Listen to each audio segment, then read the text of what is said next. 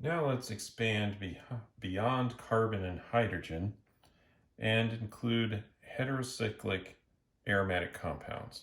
So, a heterocyclic aromatic compound just means that we have an atom that is not carbon included in the ring. So let's start off with this nitrogen compound called pyridine, which is a benzene analog. It's similar to benzene, except we've substituted one of the carbons for nitrogen.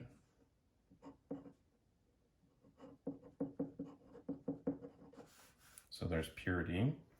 We can also look at pyrrole, which is a 5-membered ring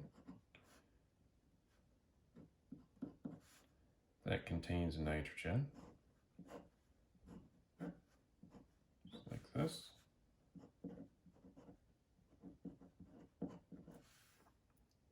And then furans. And furan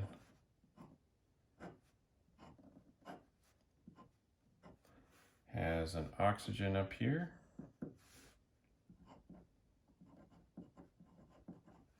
Yeah, there are more heterocyclic aromatic compounds. We could put a sulfur in here. We could change these atoms around. But this will be instructive of what to look for, and then you can use the periodic trends to help understand the rest of them. Now, it's interesting, though, because all of these are aromatic. And you can look over here and you can say, well, that's very similar to benzene. I can understand why that's aromatic. I've got a flat pi system right here. It contains 6 electrons inside the ring. And, oh wait, how about those electrons right up there? Well, they don't participate in that pi system, right? We are using this, the one that's sticking out of the page, to make the aromatic portion, and then this part is in another orbital that's perpendicular to that. So I can just draw that very quickly here. And I'm only going to draw the lowest energy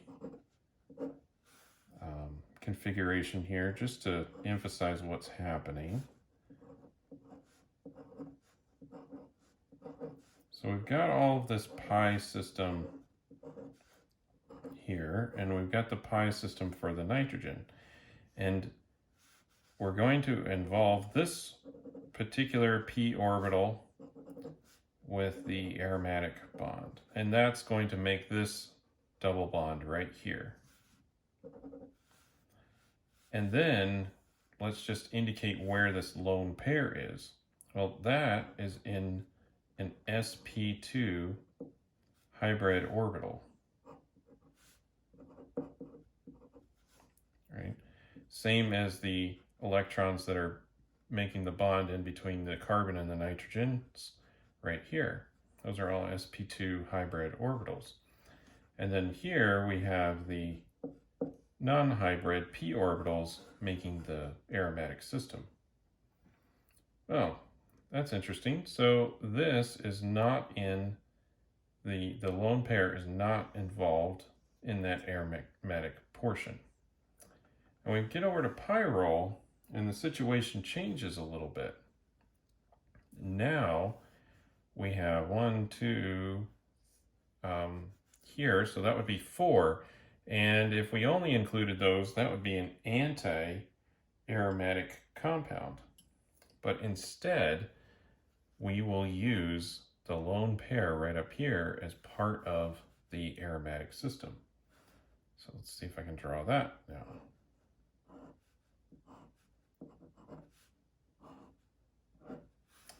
So again, we'll just be drawing the p orbitals here, which are going to overlap a little bit because of the 5-membered ring. And got that. So the lone pair is right in this p orbital, And then we have the hybrid orbital being used to bond to the hydrogen here and to the two carbons there. So this is the sp2 hybrid orbital here, and this, the lone pair, is now sitting in the unhybridized orbital, whereas over here the lone pair was sitting in the hybrid orbital. So just a little difference between the two.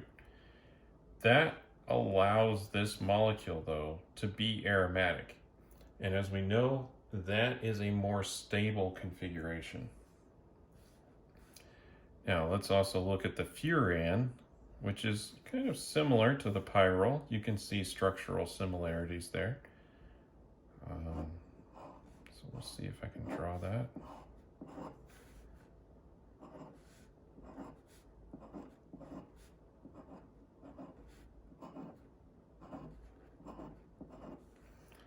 And we'll again shade these in so it's a little easier to see. So there's the p orbitals that are making up the pi system.